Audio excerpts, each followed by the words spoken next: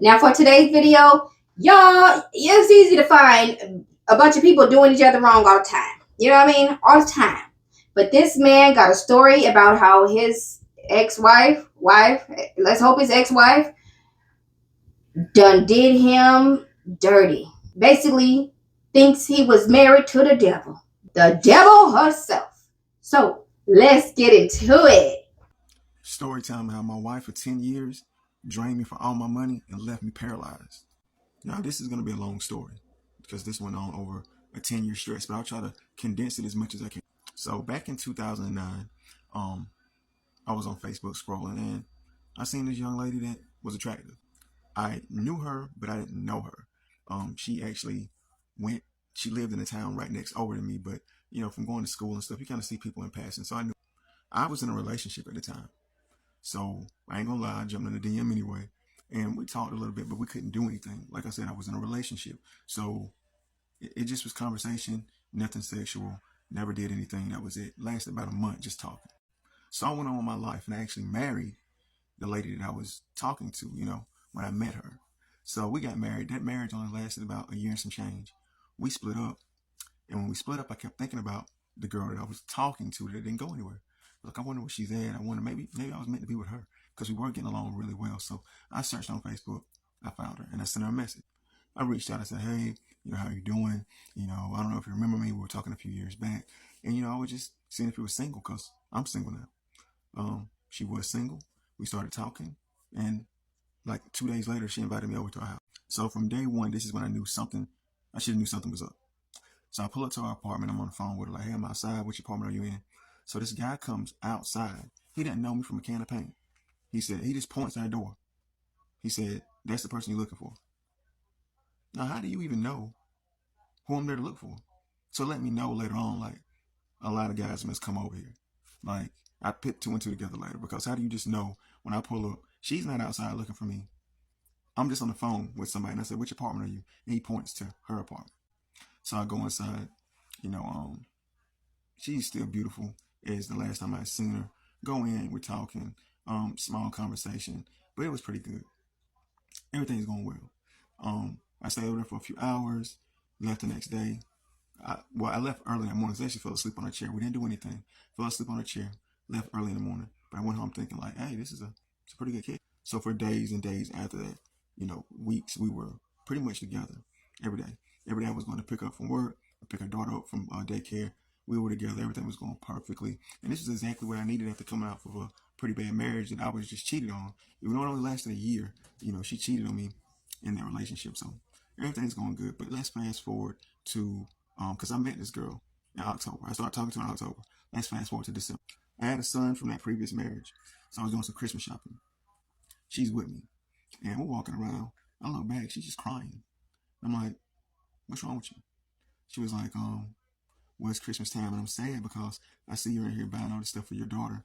I don't have anything for buying all this stuff for your son. I don't have any money to buy my daughter anything for Christmas. Mind you, we just started talking in October. It is December. I still said, you know what, don't worry, I got you. Bought her daughter's Christmas. I mean, everything. I actually bought her daughter more stuff from Christmas than I even bought my own son. So I did that. Didn't feel no type of way. She's very grateful. That was in December. Like I said, 3 months in, I bought your daughter's whole Christmas. I don't know what your baby daddy doing, but I didn't question that. Bought it. All right, so everything's smooth. That's December. We're going to the new year. Her daughter's birthday is in February. Valentine's Day is in February. Her daughter's birthday is February 15th, and Valentine's Day is the day before. Valentine's Day come, I get this girl 2 dozen roses, a designer purse.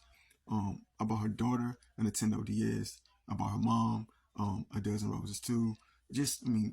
I was just going all out for these people. Cause oh yeah, as this story goes, you'll see Mama is in this too. Mama was a gold digger too. So I bought this stuff, and now the relationship is going extremely smooth. It's going well because you are leading with your money.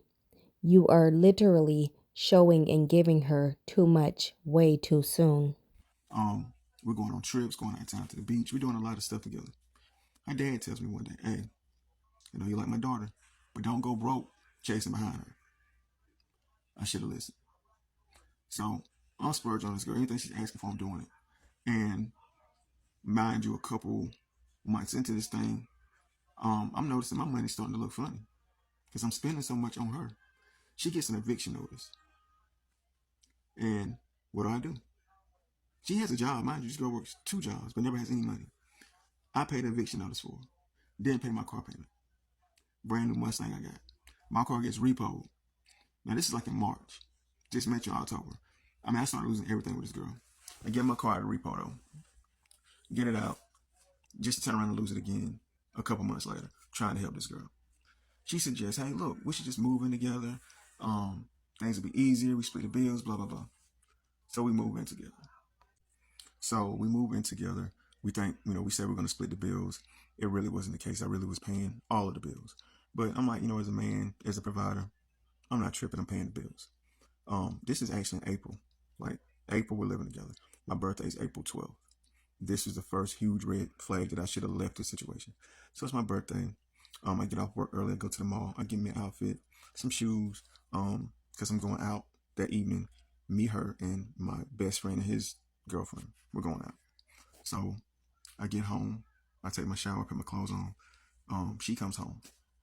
And she's like, you went and bought new clothes? I said, yeah.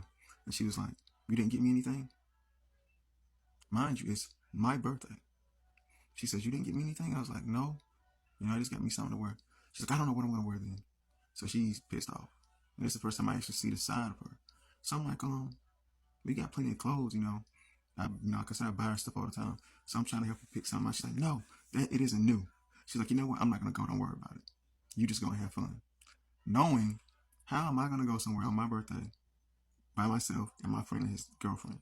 I'm the third wheel on my birthday. She knows if she doesn't go, basically it's not happening. So This woman was already a spoiled brat, but he's officially created a monster with spoiling her even more and giving to her and her child the way he did. I'm like, why would you do this? Like, come on, just make the best of it. You already haven't got me anything for my birthday.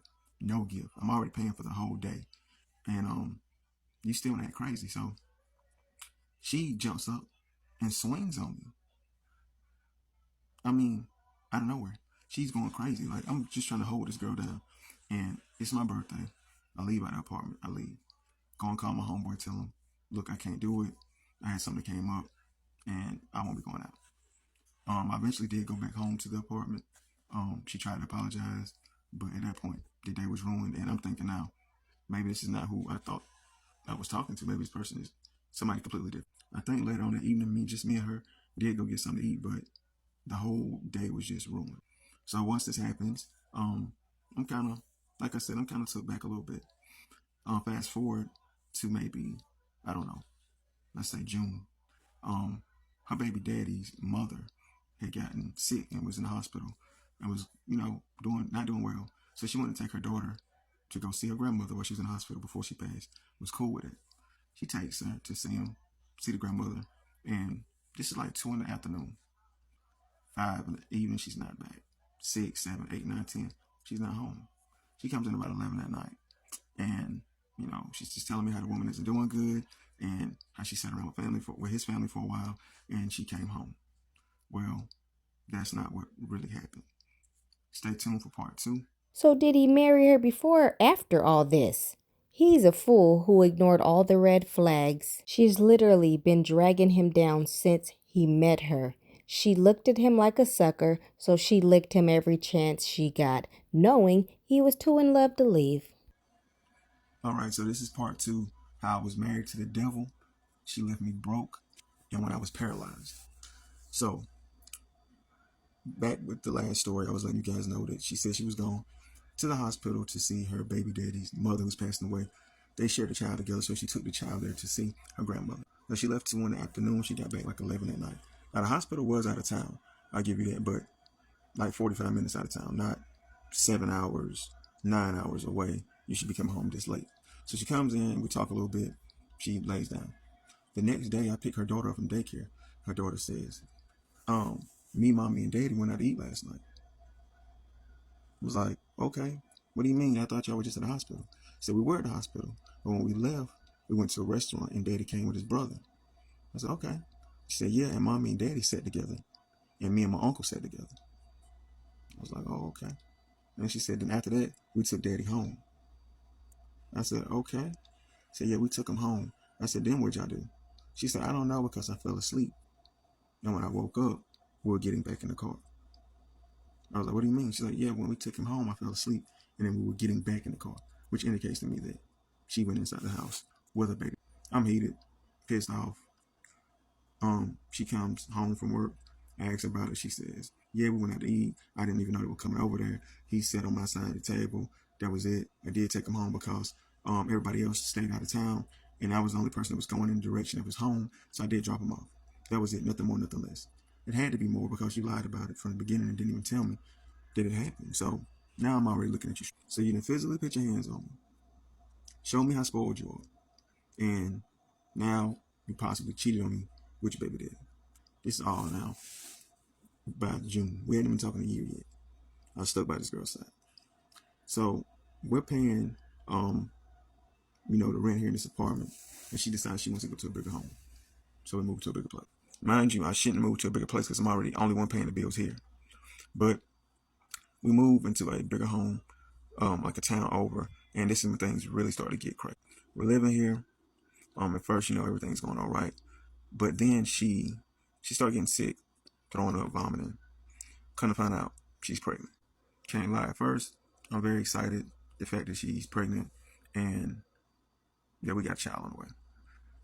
But she's only pregnant for a few weeks before she starts having a miscarriage.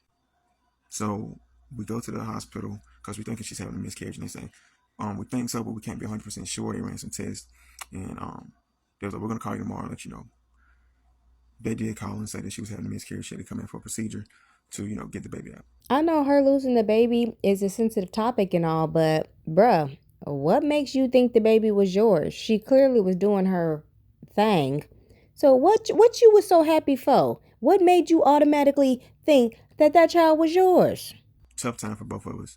But in that process, she was going through a lot, but she was spazzing. She would get angry and throw knives at me.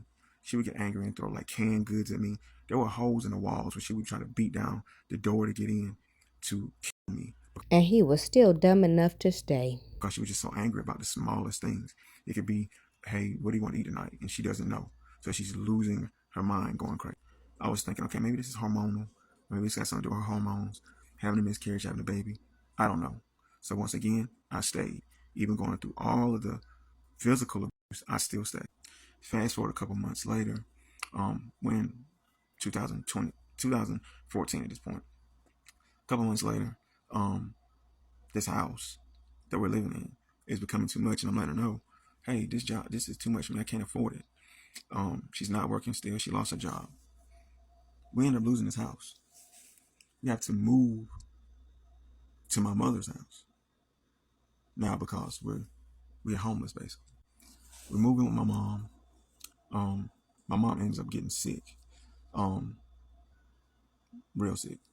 She got sick in like July of this year, of that year in particular, and she passed away in August. So, but I'm telling you that to tell you this what happened on the day that my mother passed away. Again, red flag. My mother, let me go back. We were engaged at this point. Me and her got engaged because she was like, she doesn't want to date just to date. If we're not dating to head to a marriage, she don't want to do it. I asked her to marry me. She says yes. Boom. We're planning this wedding. Have been pushing it back because there were so many red flags and I was terrified. Anyway, my mother actually died on the day that I was supposed to get married on. Now, if that wasn't a sign not to marry this woman, then I don't know what the heck is. The whole time my mother was in the hospital, she was very disrespectful. My wife was. She didn't want to go to the hospital. She didn't want to sit there. She didn't want, mind you, I'm the only child. My mother's dying, so of course I want to be there by her side. But she wasn't hearing it. She didn't want to do it. The day my mother died, I got a phone call at my house, and it was my grandmother telling my mother passed away. My wife was in the other room doing her daughter's hair. I walked out. I said, hey, my mom just died. I got to go to the hospital. She was like, okay, give me about 15, 20 minutes. We can go. Let me get finished doing my daughter's hair. I'm like, I don't want to wait. My mom just died. I want to go to the hospital. She jumps up, screaming and cursing. You act like everything always about you. My mother just died. This is about me. Okay? I go out to the car, and she's walking behind me. And she gets in the back seat and she was like, "You stupid bitch. My mother hasn't been dead 30 minutes." And I'm getting verbally abused. I got up, opened the back door, told her to get out of the car, and I left. Told her when I got home, she does not need to be there. When I got back home, of course, she was still there. Okay? So this was August 24th, 2014. Um, she tells me like a couple days later or after the funeral, "Hey, what are we gonna do about the marriage?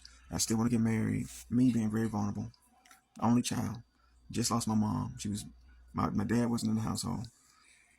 I said, "Okay, I don't want to be alone. I want to be with this person because it was the only normal thing I knew at the time." So September 13th, we got married. My mom had only been dead for less than a month. We get married. As soon as we get married, less than a week later, she tells me, "I made a mistake. I shouldn't have married you. I don't think I'm cut out for marriage." Now, mind you, I just lost my mom. Mind you, I'm going through the grieving process. I should be excited about being married. And now the one person I think I'm going to have in my life forever tells me that she made a mistake and she shouldn't have married me. Until the insurance money came. When the insurance money came, she was happy to be married. Excited to be married. And me being the fool I am, I spoiled her, bought her whatever she wanted, ran through this insurance money This man married a narcissist and a gold digger. Child, talk about a double whammy. Oof, oof, oof.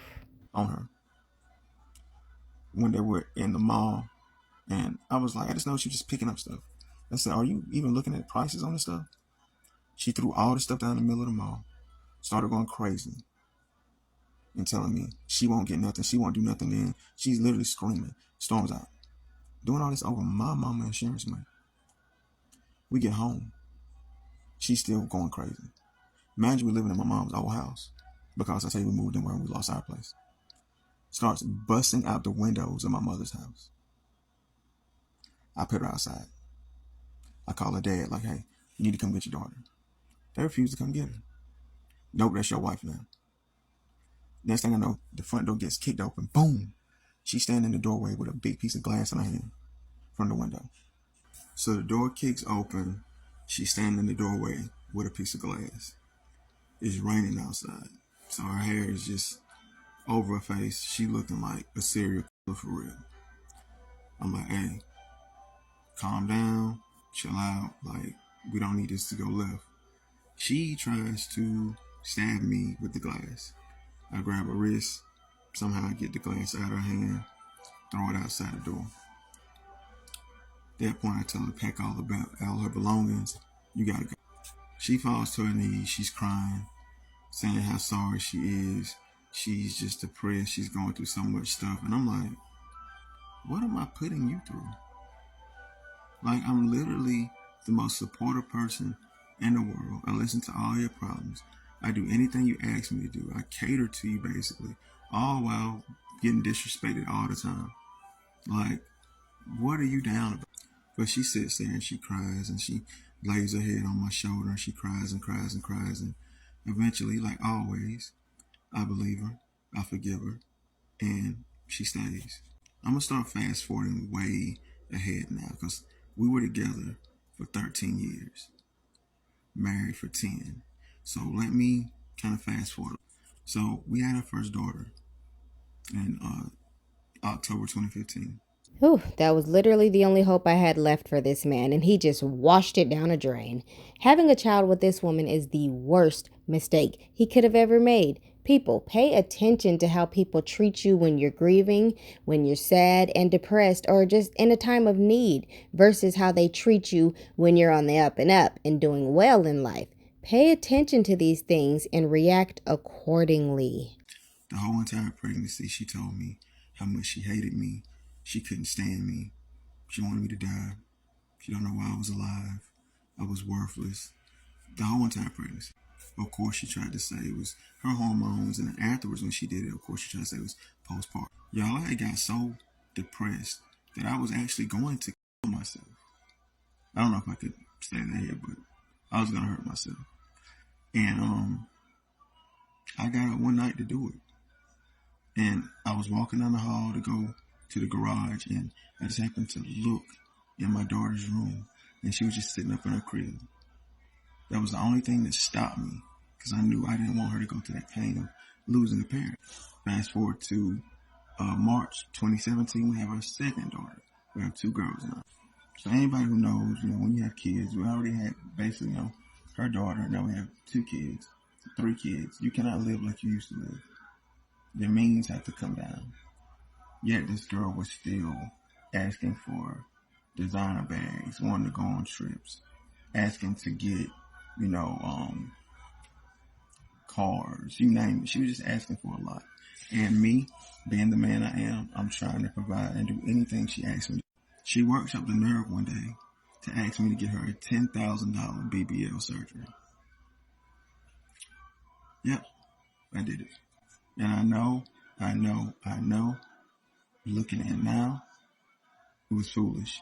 But I really think that her family worked witchcraft. I really feel like they had something on me.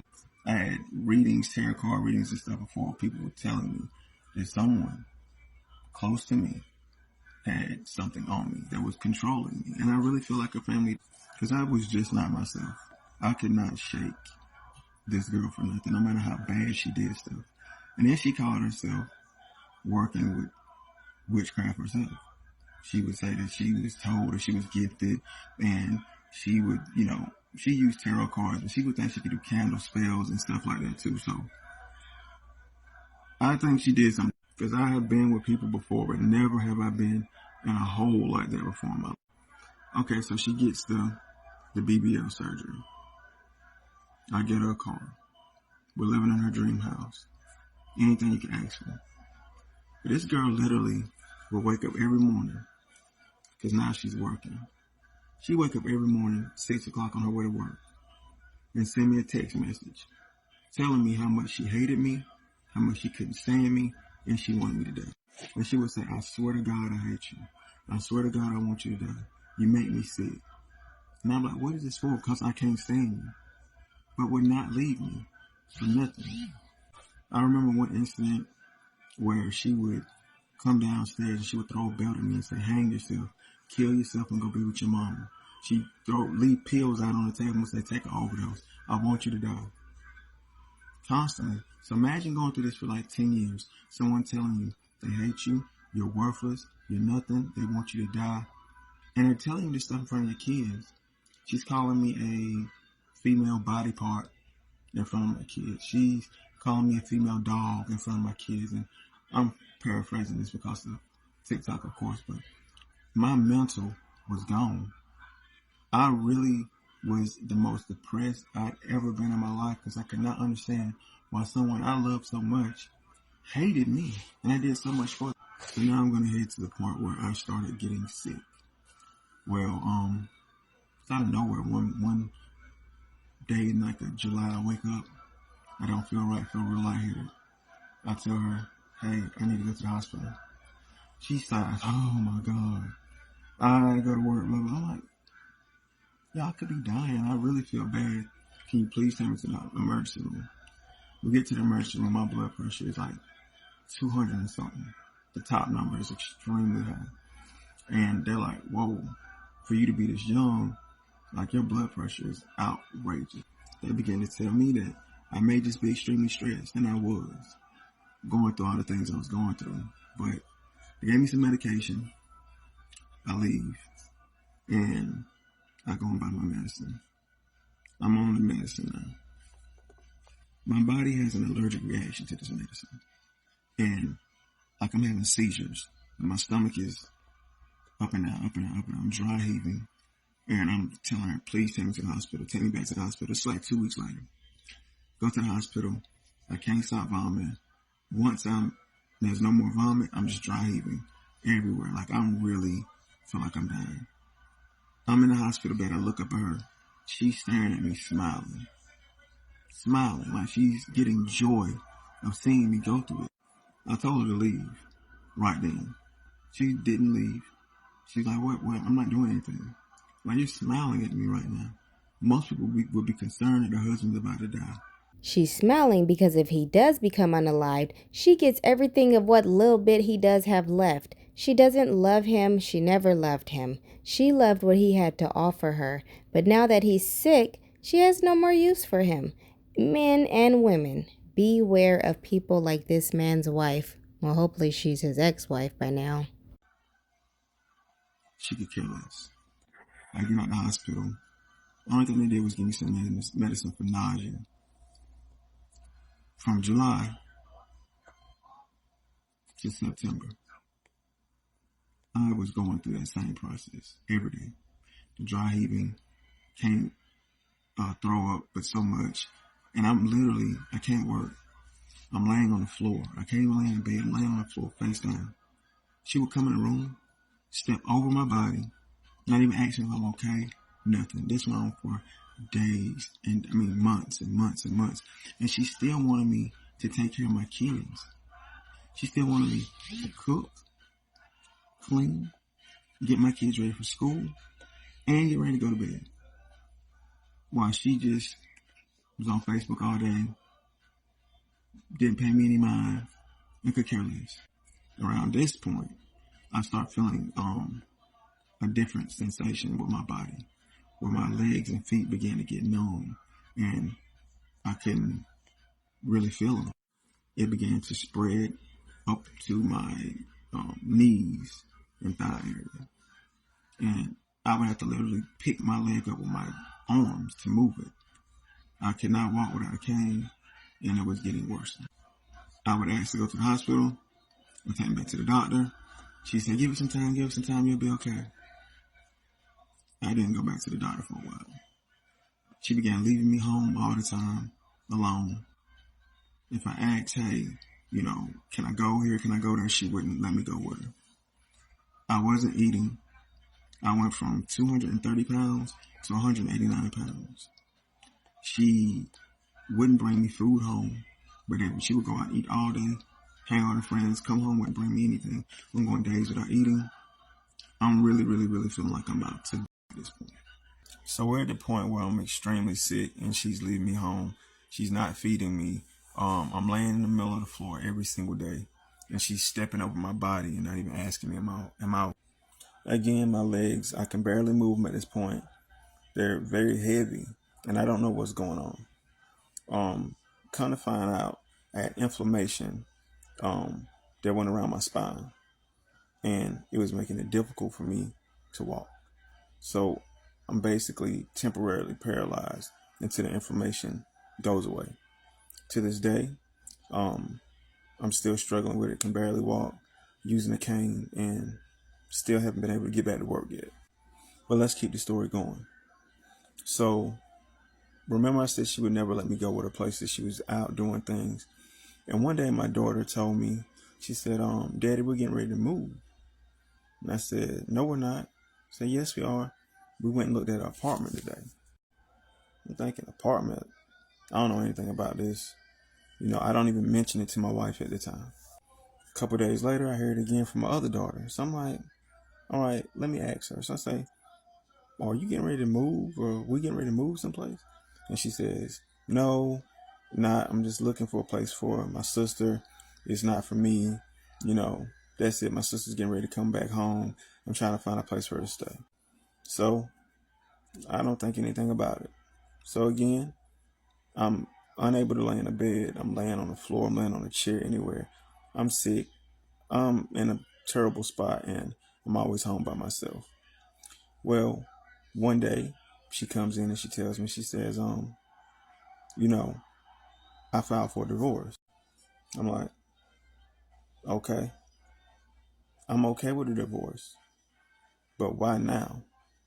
Why now are you asking for a divorce? I haven't done anything wrong. If anything, I should have been asking for the divorce. She began to go on to tell me how I'm unable to provide and take care of my family now, and I'm not doing it. And she's tired of taking care of the family by herself. I'm paralyzed. I'm very, very sick. And you're coming to me talking about how you're mad that I'm unable to provide the lifestyle that you're used to. Fast forward a week or two later, she's packing her stuff. And of course, she's actually moving out like the kid said she was. She takes my kids. She leaves. She takes everything basically. Leaves me in an abandoned home with nothing. Just me. No food, no help, no transportation, nothing. I moved back home with my grandmother, who's 78 years old, but I currently sleep on her chair. I'm going through the divorce process as we speak. When she left, she cleaned out the bank account. She took furniture, TVs, everything, even things I had in storage. She went and she took and left me with nothing. I came here to my grandmother's with the clothes on my back, starting completely over. I have talked to her due to the fact that we have kids. She still tells me she hates me every day. She can't stand me. And I'm alive for no reason. She doesn't understand why God still has me alive.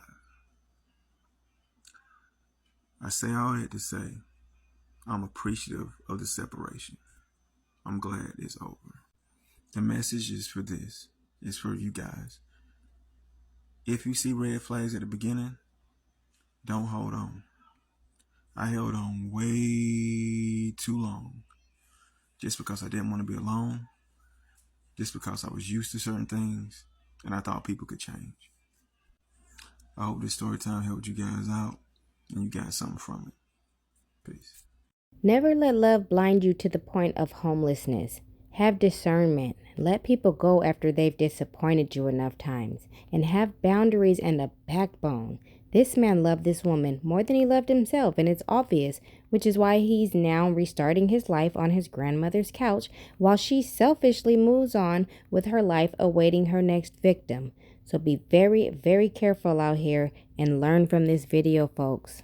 Tell me what you think down below. You think this story true, y'all? You think he exaggerated it a little bit? Or you think this shit really went down? Tell me what y'all think. Tell me how y'all feel about the ex-wife. What kind of names you want to call her? Or are y'all asking, well, what did you do to make her be this way? Where y'all at with this whole conversation? Because I know it could go many different ways. But I done told y'all my little thoughts and opinions here and there. So now it's your turn. Get down to the comment section and tell me what the hell you think about this craziness.